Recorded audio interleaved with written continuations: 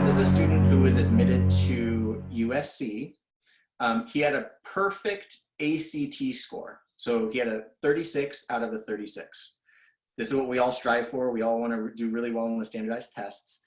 And the assumption usually is if you're a really good test taker and you have really outstanding test scores, you're going to land a scholarship. Well, here at USC, they gave him $3,750 in a merit scholarship with his perfect ACT score.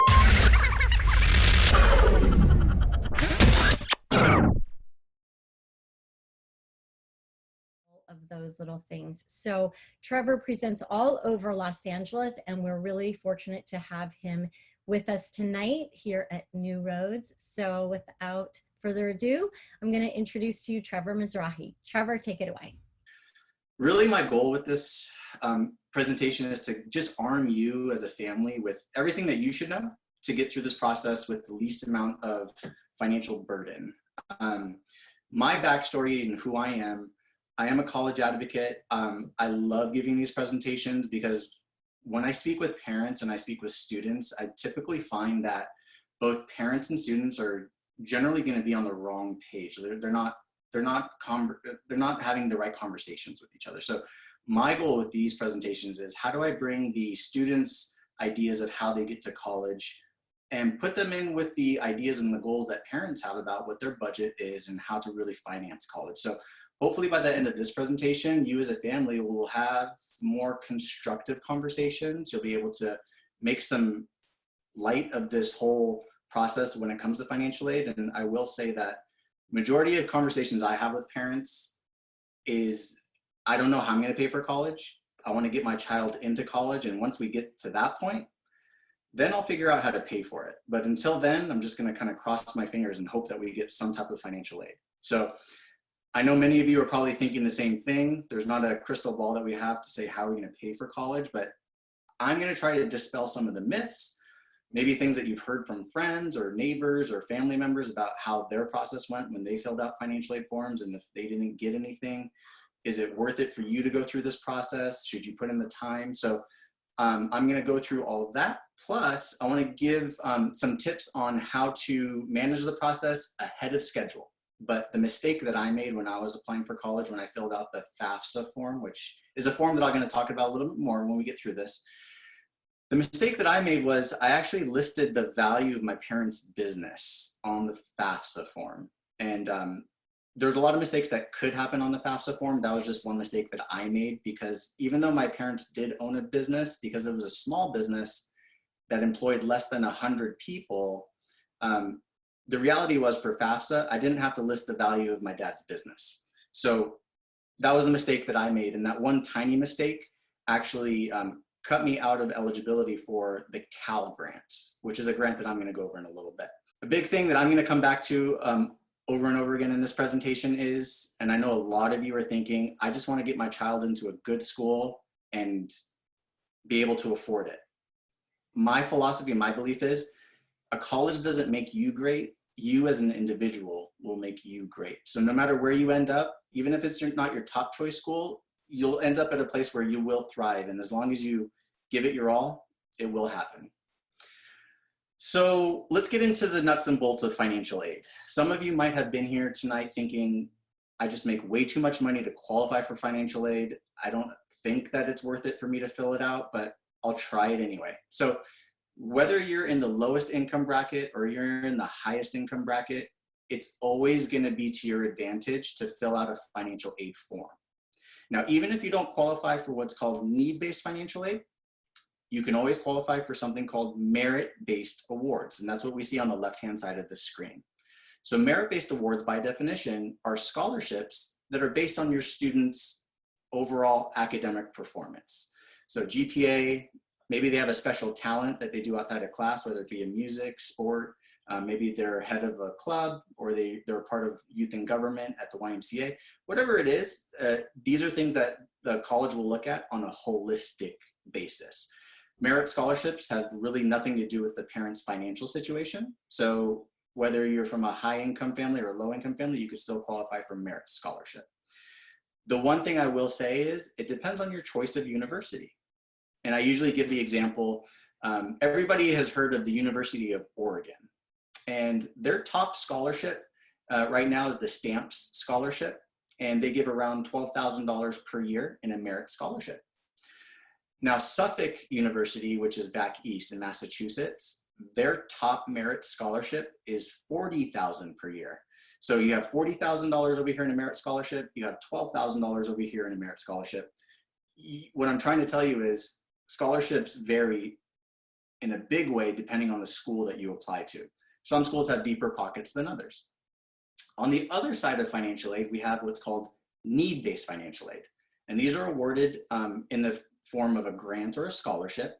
And it really has everything to do with your family's financial situation. So it's given on the basis of your family's income, the assets, special circumstances like if there's medical expenses or if you had a loss of a job, circumstances like that could alter the amount of financial aid that you could receive. So as long as you know the basics, we have merit-based and we have need-based.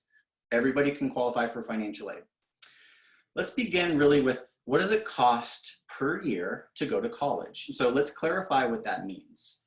If you've ever come across the acronym COA, it basically stands for cost of attendance. And what that means is it's everything that you're going to incur in 1 year's cost of college. So tuition, room and board, books, personal expenses, transportation, all those packaged into one price is what your cost of attendance is per year, or COA. A point that I want to make very clear, and I'm going to show this to you through case studies later on in this presentation.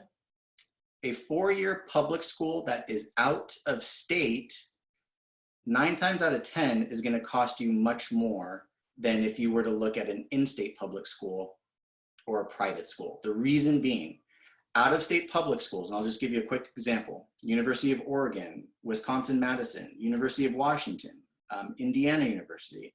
These are schools that, although they're great, they rely on out-of-state tuition dollars, which means that they do generate more revenue from out-of-state residents than they do from in-state residents. So just keep in the back of your mind as we go through this, out-of-state public schools will generally be more costly than if you were to stay in-state. Then at the bottom, what you'll see is I have a 2-year college, which is also known as a community college or junior college. These do have tuition charges and so forth. Typically, it is less expensive to go this route, and I do advocate this for many students who maybe haven't been able to really discover what their major is yet, or maybe their parents just don't know how to pay for college. Starting at a community college is absolutely a great way to start for a lot of families. It just depends on what your priorities are and what your opportunities are once you finish high school. So this is cost of attendance, and I'm going to revisit this in a little bit to give you more of the breakdown of how this is used for financial aid. Where does financial aid come from? So let's go through the different sources of where you can get and tap into financial aid. Now, believe it or not, there's about $185 billion per year that's available for families pursuing an undergraduate education. And when I say an undergraduate education is because students that are pursuing an undergraduate education will be dependent students. I get a lot of questions from parents who say, what if I just have my student file their own taxes and then they can become independent, and then wouldn't they qualify for more financial aid at that point on their own? Colleges are already smart enough to figure that out. So they already know that strategy. They will always, your student will always be a dependent student as long as they're pursuing a bachelor's degree.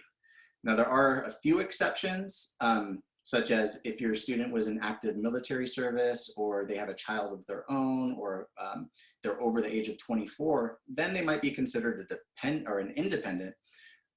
But for all intents and purposes, we're gonna assume that they're a dependent student, which is what happens the majority of the time. These are the different resources that you have to tap into as a family. The federal government offers the largest portion of where financial aid comes from. Now, I want to caution everybody about what this means. When you visit a college or you speak with a college rep and they say, we give financial aid, understand that a loan that the college gives you to a college, they consider that to be financial aid. So if you're offered a loan, yes, it is considered financial aid. So we just need to be more precise with the types of questions that we ask. The other chunk, the 34% that you see at the bottom in blue, is directly from the university. So if you've ever heard the term endowment money, like for example, Harvard University has about a $40 billion, with a B, $40 billion endowment. These are the sources that colleges have to either update their programs, to pay faculty, to put resources into their buildings, to buy new technology. But it's also a way that colleges will try to attract really good students to come to their school by offering them institutional money through scholarships. So it does definitely pay to have a holistic academic resume, because this is what colleges are really looking for. I really just wanted to give everybody a quick visual, and I'm going to explain what this is further along in this presentation, but I want everybody to kind of get a snapshot based on your income of what could potentially be awarded to you if you were to apply to one of these schools. If you see at the top where it says AGI, that stands for the adjusted gross income. So AGI, adjusted gross income, is what you show on your tax returns. And so in this case, if there was a family household size of 4 people in the home, and they had a total adjusted gross income of about $43,000, they'll get around just over $21,000 in free money from a UC school. That's about how much they could qualify for if they're in that general income bracket. Every family is gonna receive a student loan, which I'll talk about in a little bit. So let's say that there's a family that is just over the $100,000 threshold of income, so they're around $110,000 and they're applying to a UC school. Again, same family household size, so 4 people. Again, a family with an income just over $150,000 at a UC school could still get free money. This is also from the middle class scholarship, about $1,500. So let's take that same family that was in that income category of around $40,000, and now they applied to a private school such as Boston University. In this case, they would receive about $52,000 in free money. Adjusted gross income, same family again from the other slide, so $110,000. You'll notice the free money is around $37,000. And most of what this family would receive is in the form of need-based grants. Now let's take a peek at the free money from this slide, but it's also, keep your eyes focused on the free money here. So the family who's making just over $170,000 per year at a private school like a Boston would still receive around $31,000. Now, not all of this money is through grants. Part of this is through a merit scholarship combined with a need-based grant. So you could actually at some schools combine both a merit and a need-based grant together, which in this case equals just over $31,000 per year. The reason why I wanted to share this slide with you. So this is a student who was admitted to USC. He had a perfect ACT score. So he had a 36 out of a 36. This is what we all strive for. We all want to do really well in the standardized tests. And the assumption usually is if you're a really good test taker and you have really outstanding test scores, you're going to land a scholarship. Well, here at USC, they gave him $3,750 in a merit scholarship with his perfect ACT score. Granted, this family did make a lot of money, so they didn't qualify for need. But the reason I'm sharing this with you is you always want to have a backup school just in case your top school didn't come through with a big scholarship that you'd hope for, because the same student did qualify for a lot more scholarships at other schools as well. Please write this down. And it's something that I encourage every one of you, once we're done with this webinar, to maybe spend a couple minutes with your student, really trying to dissect one of these calculators online. It's a great way for both parent and student to start this process together and really kind of come to a common ground and say, gosh, you know what, I can qualify for money at this school, but the other school that we've really been interested in maybe doesn't have as much in resources that we were hoping for. So the best thing that I can encourage you to do right now is hop onto Google and type in net price calculator. Now let's say that your student was excited about, I'm just gonna use Syracuse as an example again. You can type in net price calculator and follow it up with any school and college in this United States, and it will take you directly to their website that has what's called a net price calculator. Okay, now you're to the point where you're ready to start applying for financial aid. How do we apply? So the main document that you're going to want to become familiar with, and you've probably heard of this before, it's called the FAFSA form, F-A-F-S-A. This is a free form. You never have to pay to fill this out. It's something that you will start to do in October of your student's senior year, because when you do that, it starts to put the wheels in motion for financial aid for their freshman year of college. Now, this is a process that does repeat itself every year. So it's not like you just fill out a FAFSA one time and then that's it, and you get financial aid every year. It's just like doing your taxes. Once you do it the first time, then you'll have to do it again the following year until your child finishes college. This is the form that's used by pretty much every college in the United States. So just think of it as the form that has to be filled out. And again, doesn't matter how much income you make or you don't make, I highly encourage you to always complete a FAFSA. It can only help you and it can never hurt you by filling out a FAFSA. Some schools use an additional document on top of the FAFSA, which is called the CSS profile.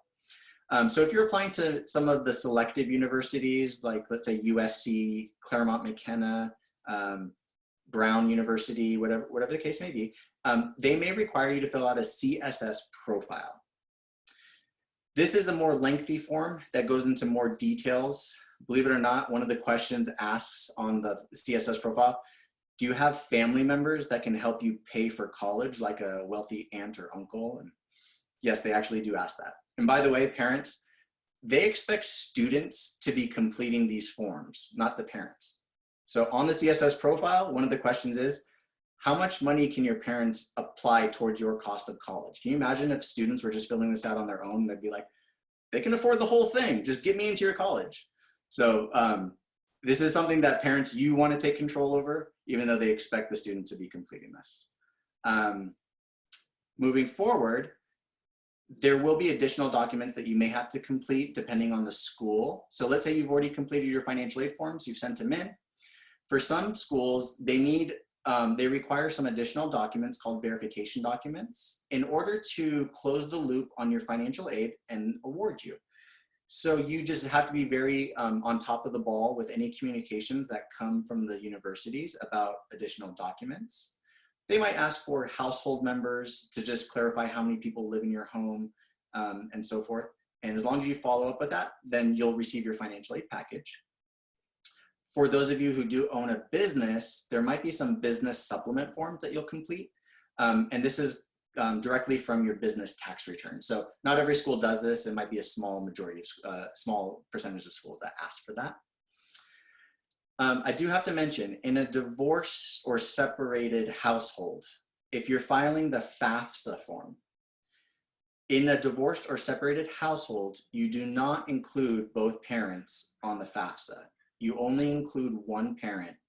And the rule says the custodial parent is the parent who the student spends the majority of time with throughout the year. Now, if there's shared custody and it's actually 50-50, the rule then says whoever the student receives the majority of support from. So in this scenario, you as a family have to determine who is the custodial parent, and then you put that parent's information into the FAFSA, but not both. Moving forward. Let's go into the nitty-gritty of these two forms, just to give you a real idea of how to manage this. So on the FAFSA form on the left-hand side, free application for federal student aid, once you fill this out, it provides you access to all of these resources. So you have the federal funds, institutional funds, loans, work study. By the way, parents, I'm sure most of you, when you were in college, worked a little bit while you were in school. Work study is a fantastic way for your student to get some job experience on campus, get plugged into the school, get paid. And it's a very rewarding opportunity. So I usually tell all my students to take the work study if they're given that. State funds like the Cal Grants, for example, and special opportunity grants. You're going to get this on the government website, so fafsa.ed.gov. And again, you fill this out every year while you're attending college. Now, the other form, the CSS profile, only required by some universities, and it does provide access to institutional funds. This is administered through the College Board, so the same entity that does the AP testing and your SATs. You'll fill out the CSS profile through the same entity as well. Probably one of the more important slides that I'm going to share with you tonight is this particular term. So base year is the year that colleges are most interested in when you're applying for financial aid. So to give you the most precise term, for those of you who will start college as a freshman in the academic year 2021, so fall of 2021, your base year, the tax year that colleges are going to be looking at is 2019 taxes. So it's always going to be 2 years prior to when you begin college. Now, why is that important to know? Again, conversations that I have with parents all the time is somewhere along the lines of, you know what, Trevor, I had to take money out of my retirement account because we just had to pay the bills and we didn't have any other resources. Or maybe a family had sold some stock or they sold a property and there's now capital gains on their income that's showing in their base year. So whether they took a withdrawal from their retirement or they had a sale of something and now it's showing more income in their base year, that's not necessarily a good thing when it comes to planning for financial aid.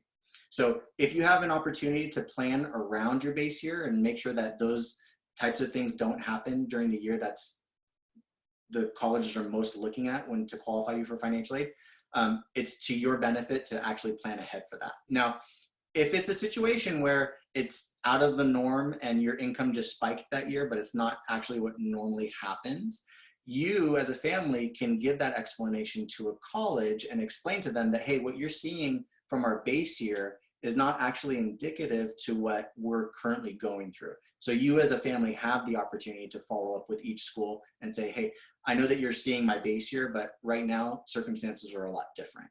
And I'll talk a little bit more about that too. But it's just very important for you to know this term, the base year, because if you have the opportunity to plan for that, and again, this base year does move every year, like you fill out for the FAFSA every year. Same thing here for base year. So for those who will start college in 2022, your base year is actually right now, 2020. You're in your base year.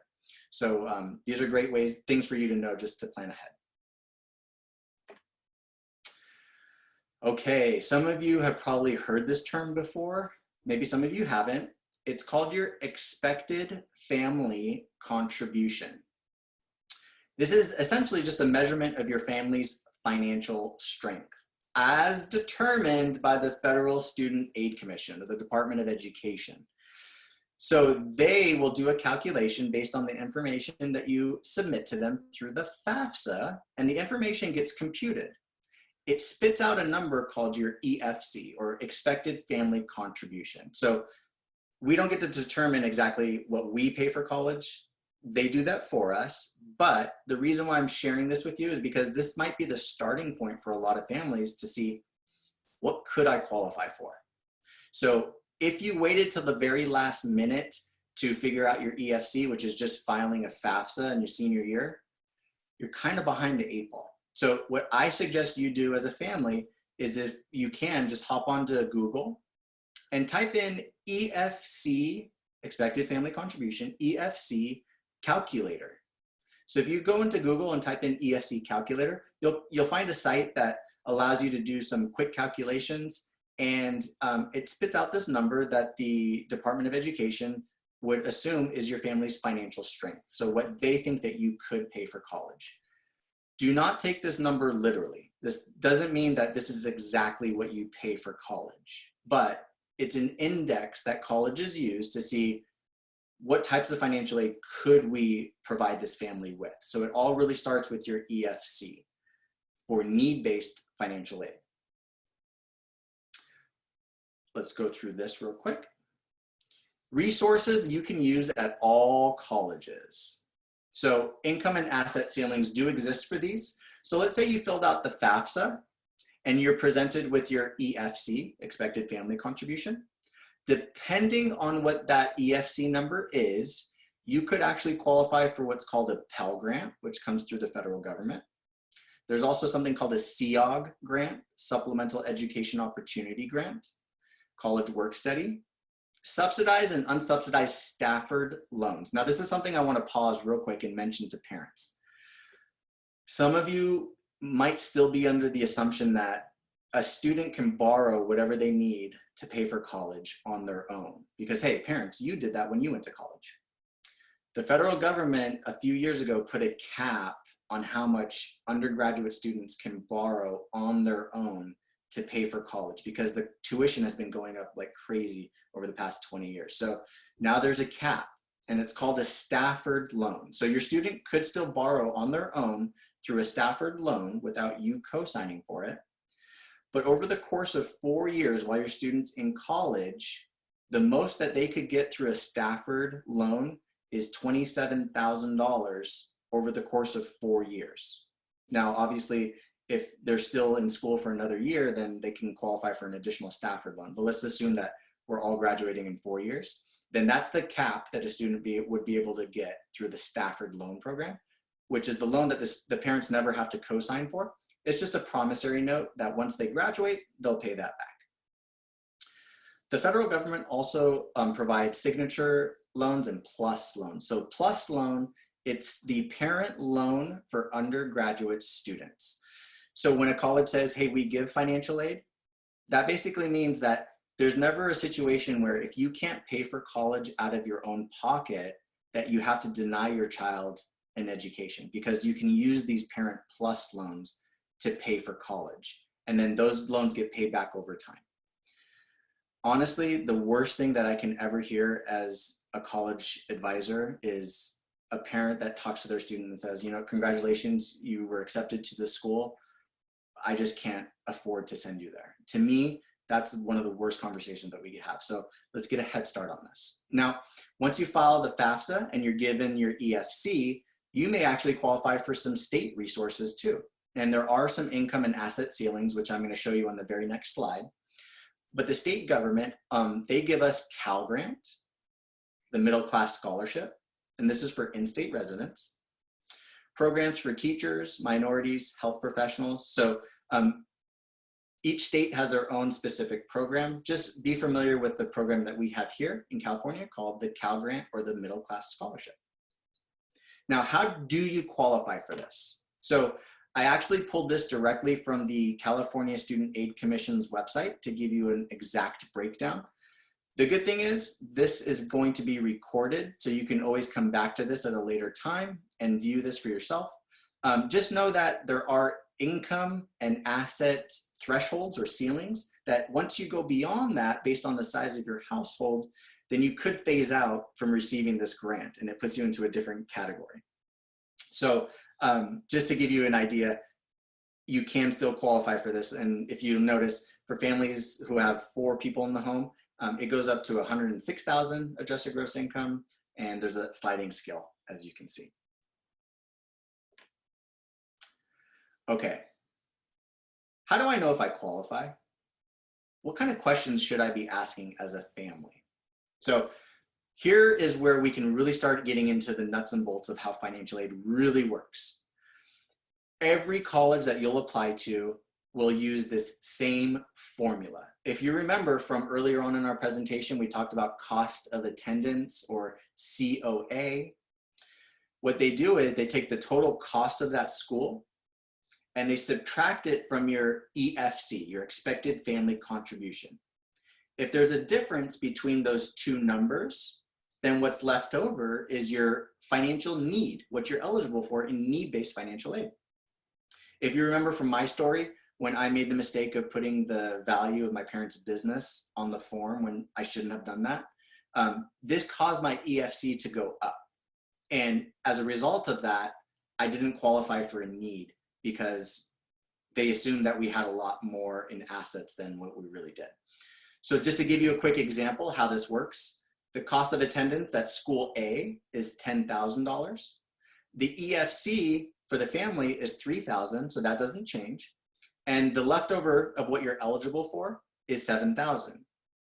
Or to say it another way, for college B, the school is $20,000. The same family has the same EFC, so it's $3,000.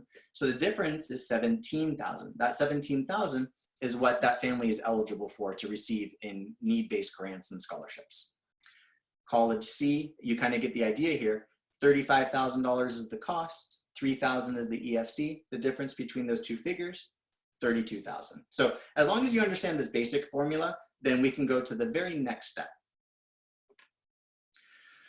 This is a slide that when I do this live in person with an audience, I will go through this 2 times, every single time, because I want to make sure that every family understands this part. And I will say that if you don't understand this, please come back to it and relearn it, because this is one of the easiest ways that college costs can go way out of control really quick.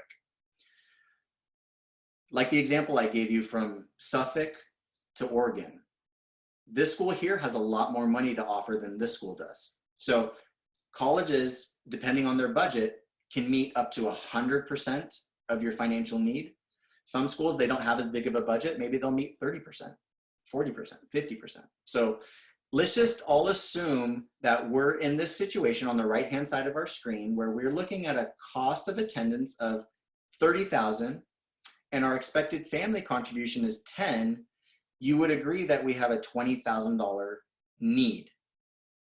Now, the school that we chose, the most that they can help us with, the max of their budget is 50% of our need, meaning that even though we have a $20,000 need, they can only help us with 50% of that, which equals to $10,000. So $10,000 is what we would receive from that school in financial aid. But notice the gap. If you notice that there's still $10,000 that the school can't help us with, that $10,000 is considered your financial gap. You as a family will end up paying for that gap because the school couldn't pay for it, which means that now you add that gap to your starting point, which was your EFC of 10,000.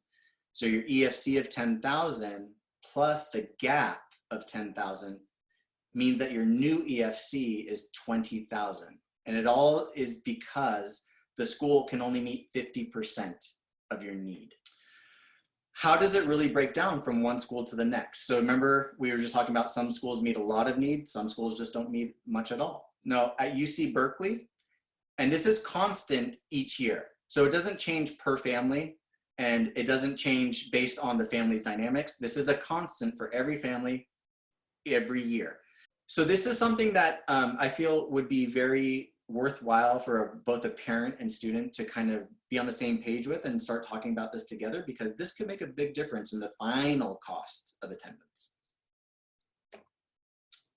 Let me share with you just a very simple way to read a financial aid award letter. Now, what I've done here was give you on the left-hand side what a good financial aid award should look like.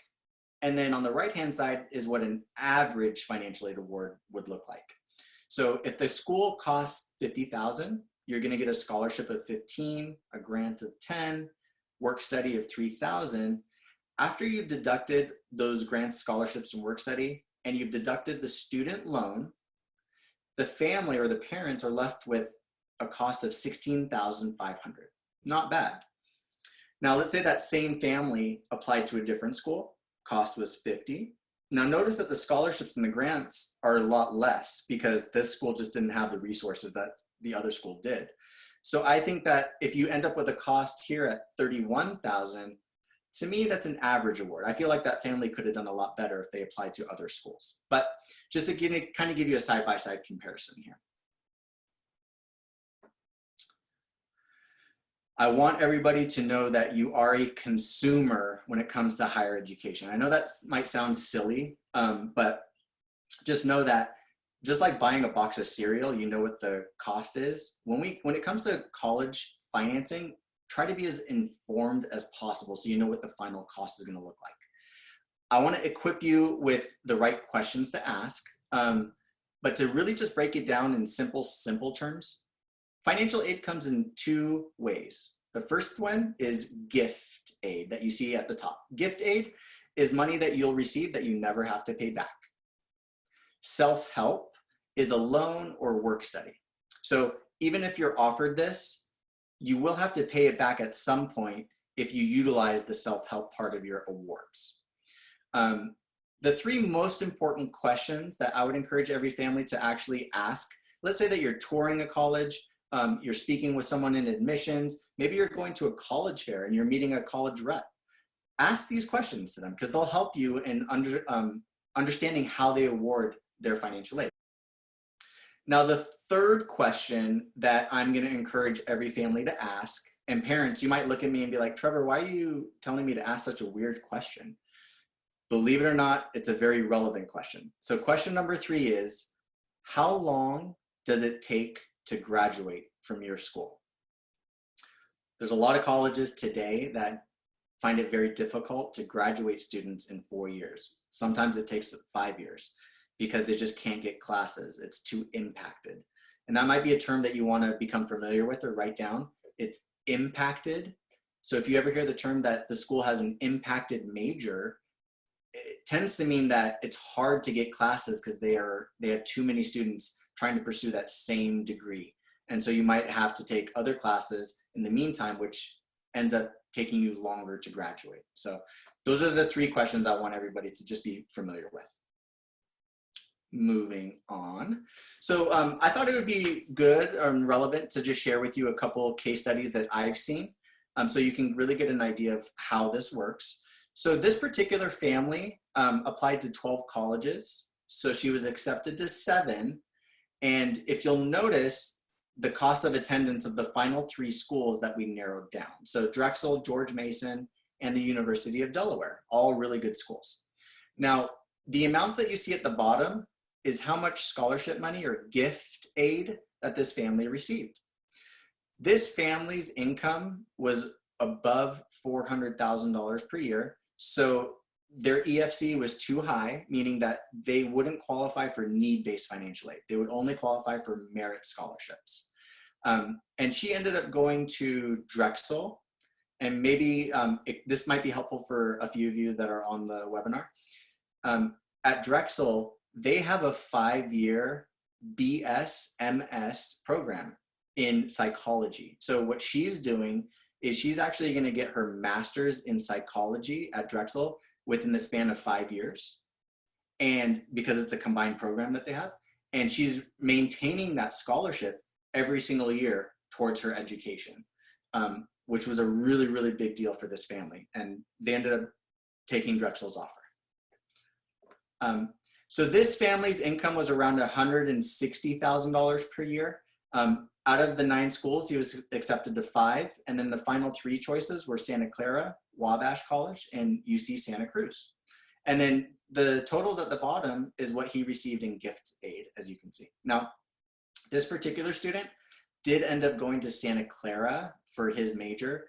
And Santa Clara University is ranked as among the top 15 for starting salaries for their graduates, which means that he's anticipating getting a really good job right out of Santa Clara, getting pretty good salary. And then we have this other family, their income was just below $70,000 per year. And then the final 3 schools that we narrowed it down to was Franklin and Marshall, College of Worcester, and Sonoma State. And then these are the totals that were received at each school. Now, this student did end up going to the College of Worcester, and what was important to him was that he was able to do research. And at College of Worcester, they actually do offer research opportunities for freshman students, which is kind of rare. You don't really get that at too many schools. So this was the direction that he chose there. Okay, so let's take this case study, and I know that we've got to this point, so you know basically all the right questions to ask. So let me just give you a hypothetical scenario. So let's say that we are applying to a school that costs $60,000 and our EFC is 15. What you'll notice is that our need is 45,000. So question number 1, how much need does your school meet? In this case, they meet 100% of our demonstrated need. Follow-up question, what % is gift? What % is self-help? So in this case, 85% of the amount of scholarships is in the form of gift. So 85% is a big percentage. 15% is self-help. So if we did the numbers at the bottom, what we'll notice is the total EFC for this family was $15,000. The total gift aid was just over $38,000. And the gift aid, they don't have to pay back. That's just free money. And then self-help was something that they did choose to take. So if we add self-help plus the EFC, those two numbers combined equals our final number at the bottom, which is $21,750. So this family ended up paying $21,750 at a school that costs $60,000. Same family now applying to a school that costs $25,000. Let's just do the same scenario that we did. So EFC is 15, the need is 10, correct? The first question we're going to ask is, what percentage of need do you meet? So look at this. In this case, they meet 30% of your need. Do you remember that slide that we talked about, the gap? Well, in this case, the gap is $7,000 because the school is only able to meet 30% of our $10,000 need. So automatically the gap is 7,000, which means that we add that to our EFC of 15.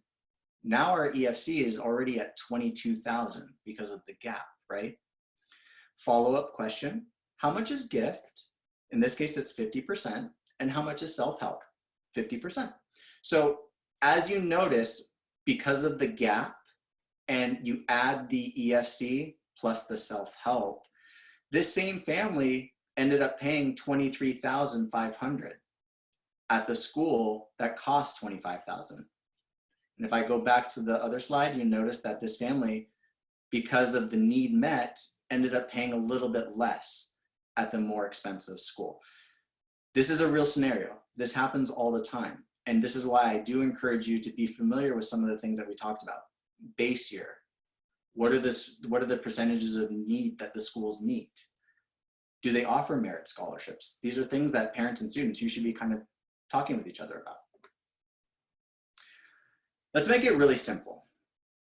If you really wanted to get to the nitty-gritty, this is what I coach my personal clients on, and this is the advice that I give them. So please run with this information. Build a college list of around 10 schools, including a few academic safety schools. If you remember that slide that I showed you from USC with a student who had the perfect ACT score and got just under $4,000, the reason why you want to have some safety schools is because, believe it or not, those safety schools are going to offer you a lot more money because they want to get your student to come there. I don't know why, and I was actually speaking with Dina about this, but for whatever reason, I don't know if it's a psychological reason, but what I've noticed, the students who receive a ton of money from, let's say, a school that maybe wasn't first on their list, but it's a really good school and they get a ton of money from them, for whatever reason, they just don't want to go to that school. They usually want to go to the school that offers them the least amount of financial aid. And I think that it's because they assume that if the school's giving me this much money, it must not be that great of a school. A school just wants to award you for the work that you put in. So apply to a couple of safety schools. Begin planning sophomore year. If you remember, that's the base year. It's always 2 years before you start college. I just want to give students a little bit of a heads up. These are things that you can start being prepared with to talk to your parents about. So what schools have the major and student life you are looking for? Why this school does a good job of providing opportunities for your education and beyond. Remember I was talking about that College of Worcester? That student wanted to do research. Maybe that's important to you. Maybe start looking into schools that allows you to do research during your undergraduate studies. Requirements for your grades and test scores in order to qualify for merit scholarships. There's different levels of academic performance that will award you a merit scholarship. So depending on the school, you could always go to the college's website and find out what are their cutoffs, what are the GPA requirements to be qualified for one of their merit scholarships. Parents, talk to your students about income potential after graduating with a degree in their desired major. Can you make $40,000 a year? 50, 80, what is it? Talk to them about colleges where your family would qualify for financial need-based aid based on your EFC. What's a reasonable amount for your family to spend on a college education? Now, parents, I speak with you all the time. 9 times out of 10 of you, you don't want to share your finances with your students. I get it. Have a quick conversation about what it means to take out loans and how that might impact their future. Here is something I encourage families to do. Start a spreadsheet. Now, I gave this spreadsheet as an example with the most basic fields that you could fill in. I mean, I've had some spreadsheets that I've built for families that they go as far as how many AP credits are going to be awarded so that they can cut that out of their curriculum and the cost of attendance and different scholarships and stuff. But just to give you an idea, this might be a good way for you to see. Okay, so Case Western, after receiving scholarships and grants, would end up costing $15,000 for this family. University of San Diego would end up costing just over $9,000 a year. But notice this same family that's qualifying for all this money at these other schools at the University of Oregon would still have to pay close to $40,000 a year. Remember what we talked about from the beginning. Out-of-state public schools don't do as good of a job packaging financial aid than if you were an in-state public school or private school. But they're still great schools too. So just to give you kind of an idea. Now, you'll notice at the bottom, I have Santa Monica College. They do qualify for a BOG waiver for some families. If you qualify for a Pell Grant, you could also receive what's called a BOG waiver, Board of Governor waiver. And that could basically waive your tuition and fees. And thank you all so much for being on this webinar. I really hope that it was helpful for you. Thank you, Trevor, for a great presentation. I hope you guys all got a lot out of it. It's such dense information, so you did a great job of explaining it. And like Trevor said, if you guys have more questions, we'll be happy to put you together.